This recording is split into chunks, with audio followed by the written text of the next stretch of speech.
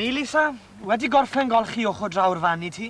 O dy fe'n hollol lan dy ti, Meilir? Odi, pam? Wel, oedd tipyn bach o faw ar yr ochr yma. Baw? Ie, edrych. Mae'n rhaid i fi beintio'r llythyren bys sawl gwaith mwyn i'r paent aros. O na, mae'n hollol lan. Be gan i nawr, Lisa? Hei, Meilir, nes i ddarllen stori ddiddorol iawn neithiwr. O ie? Stori am beth oedd hi?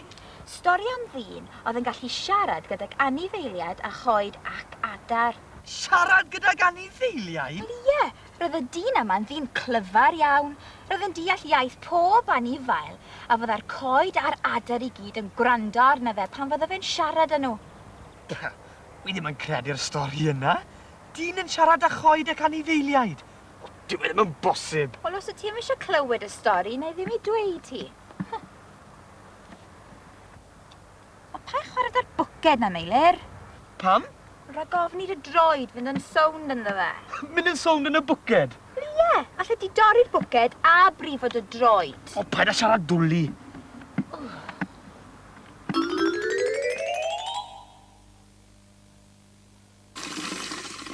Bwced!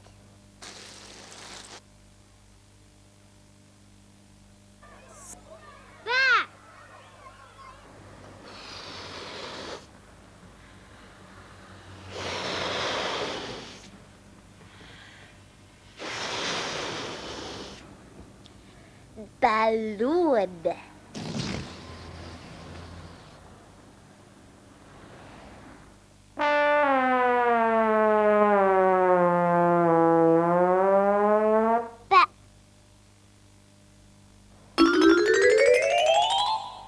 Wyt ti wedi cwpla peintio'r fan nawr, Lisa? Ydw bron a bod.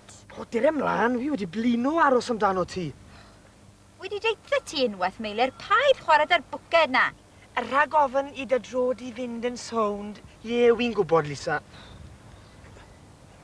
Na ni, wedi cwpla. A, B, ec. Twt iawn. Ti gytuno, Meilir?